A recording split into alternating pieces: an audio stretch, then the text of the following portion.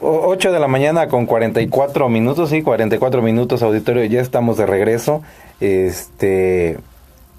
Tenemos otra entrevista, tenemos a Alejandro Ramírez, él es escritor, amigo, conocido, político, de todo un poco, chef de la gastronomía veracruzana, pero sobre todo conocedor de Veracruz, y nos viene a presentar el libro que hizo, que se llama Veracruz, joya de América, pasión y orgullo de México. Buenos días, Alejandro. Es un libro que se ve bastante interesante, ya él nos contará de qué se trata. Cuéntanos, bienvenido antes que nada, y cuéntanos de qué se trata el libro. Gracias, buen día a todo tu gentil auditorio, buen día Pepe, buen día Yair, queridos amigos. Veracruz, joya de América, pasión y orgullo de México, es un recuento apasionado de todo lo que el estado de Veracruz le ha aportado a la historia, no solo de la nación, sino del continente entero. Quiero precisarles, queridos amigos, que al escuchar mis palabras, seguramente están viniendo a la mente del auditorio los 6, 7, 8 temas que todos por cultura general conocemos y que nos dan una mera referencia respecto a lo que Veracruz significa en la vida del país y de América. El primer ayuntamiento, la primera iglesia, el primer cuerpo de bomberos de México, 2 o 3 temas más, y es lo que generalmente todos conocemos por cultura general.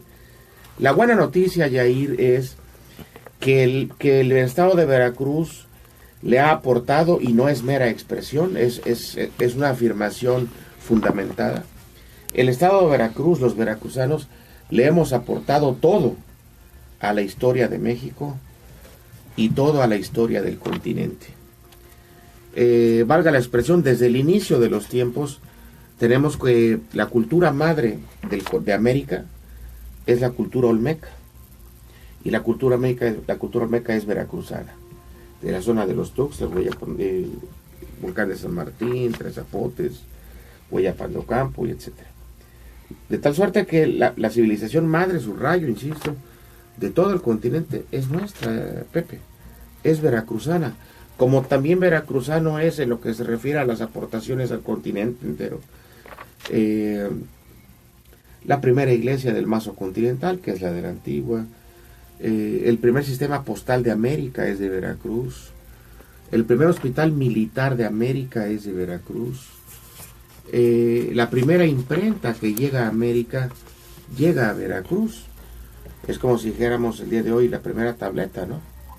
Es un símil comparado con los tiempos, porque fue la herramienta que fue la base para la transmisión del conocimiento en el mundo entero, no solo en América. Oye, Alejandro, siempre se ha hablado de que Veracruz es precisamente la puerta de México. Sí, señor. Y en este caso la puerta de América, por así decirlo también. ¿Cómo a Veracruz se le ha negado o se le ha dado este reconocimiento? Precisamente ese es el espíritu que me llevó a hacer este libro. Te quiero decir, querido Pepe y Yair, amigos, que este libro es producto de 5 años de investigación, en donde yo me dediqué a recopilar todo aquello que Veracruz le ha aportado a la vida de México y de América. ¿Por qué se le ha negado? Yo te puedo contestar con la franqueza que nos distingue a los veracruzanos. Te lo puedo contestar con 2 argumentos. El primero, ¿por qué se nos ha negado? En primer lugar, por culpa de los propios veracruzanos, que desconocemos nuestra historia. Generalmente, en tiempos actuales, la gente piensa en historia y piensa que es algo aburrido, piensa que, como aquella canción de José José, ya lo pasado, pasado. Y no termina de entender que necesitamos estar conscientes de lo que hay detrás de nosotros para poder entender en dónde estamos hoy y para poder visualizar hacia dónde podemos dirigirnos mañana. Decir veracruzano, en estricto sentido, Pepe, implica un alto grado de compromiso por todo lo que le hemos aportado a la nación y América. Pero lo desconocemos. De tal suerte que quién va a hablar bien de Veracruz respecto de lo que ha significado y respecto del papel que tiene en la historia nacional si nosotros mismos lo desconocemos. Ese es un argumento. Y la segunda razón, para responder a tu pregunta, te lo voy a contestar con toda la franqueza y además no tengo empacho en plasmarlo así con estas palabras en el libro. Se nos ha negado, estoy seguro que por envidia.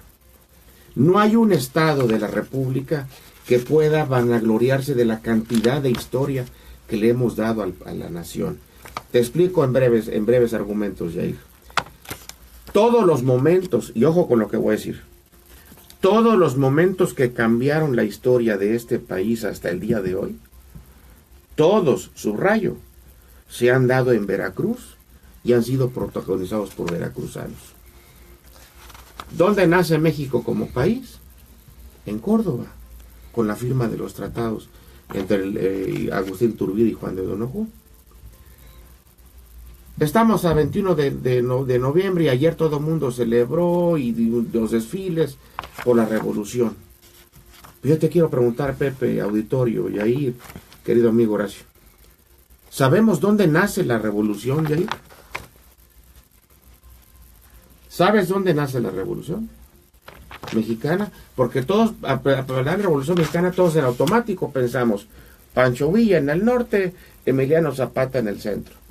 Y el ideólogo Francisco I. Madero. Sí, ok, es correcto. Fueron grandes personajes de la revolución. Pero ¿sabes dónde nace la revolución, Pepe? En Acayucan, en Veracruz. Acayucan es la cuna de la revolución mexicana. 1906, reconocido por los historiadores, incluso los chilangos, que por si de ellos fuera, ellos dijeran que el sol es de Tacubaya y que la luna es de la colonia Narvarte. Son tan envidiosos y tan ególatras, pero aún así han tenido que reconocer que la cuna de la Revolución Mexicana, la más importante en el mundo del siglo XX, se da en Acayucan, Veracruz, en 1906, derivado de un despojo de tierras que Porfirio Díaz le hizo a los campesinos de aquel lugar.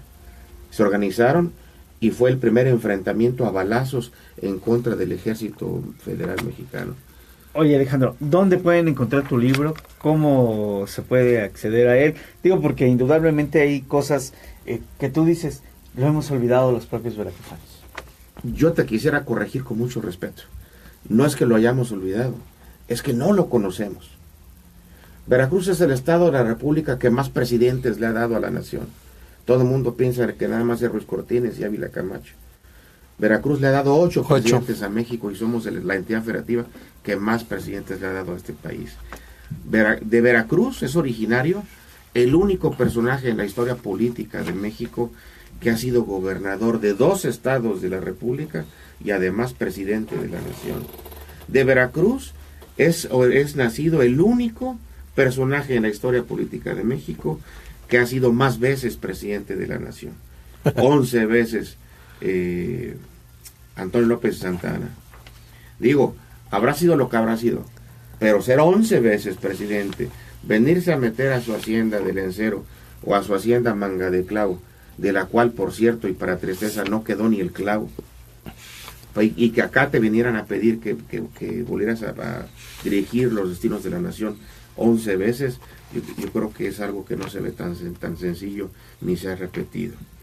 Veracruz es el origen, la cuna de 2 personajes en la historia universal.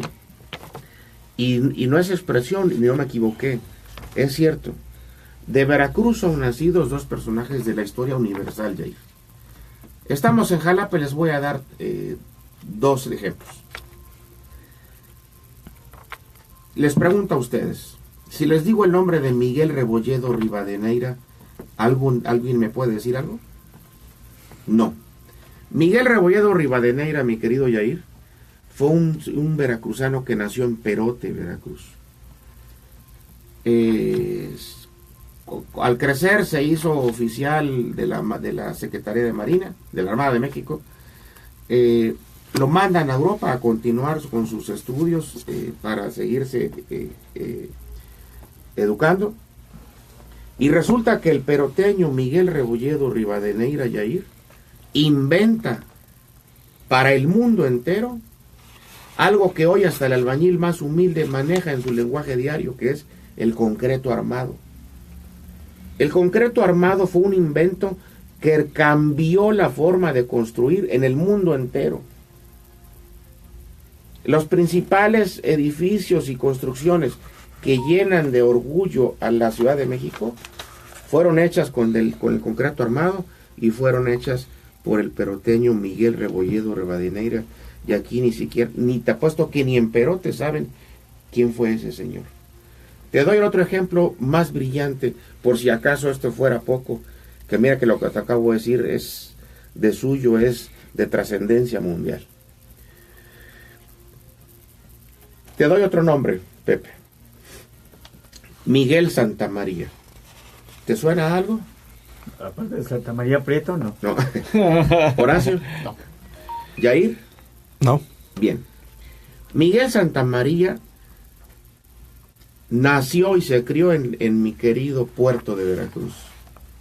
Miguel Santamaría al crecer se hizo abogado, se hizo literato, incluso ejerció un poco el periodismo, cultivó la alta poesía, conoce el mundo, eso era un hombre que tenía roce mundial, trabaja para la Cancillería mexicana y en algún momento de su vida, Yair, Miguel Santamaría, nacido y criado en el puerto de Veracruz, lo conoce uno de los personajes cuyo nombre está inscrito con letras de oro en la historia universal, que es Simón Bolívar. Simón Bolívar, el libertador de América. Simón Bolívar, a quien por lo menos 5 países le deben su libertad: Venezuela, Colombia, Bolivia, Ecuador, Perú. Simón Bolívar, el hombre que soñó con una sola América unida, etc. El grandioso. Todos sabemos de Simón Bolívar, ¿no es cierto? Lo que no sabemos de ahí, ¿sabes qué es? Que el cerebro atrás de Simón Bolívar era un veracruzano que se llamaba Miguel Santamaría. Bolívar lo conoce y cuando se da cuenta del tamaño de su inteligencia, cuando queda deslumbrado desde la visión que tenía Santamaría, el veracruzano, le pide que vaya con él al sur del continente a ayudarlo a su causa libertaria. Santamaría, que era un trotamundos, decide ir con él. Yo lo imagino es como nuestro Che Guevara. Decide ir con él al sur del continente y estando en tierras suramericanas, el veracruzano Santamaría se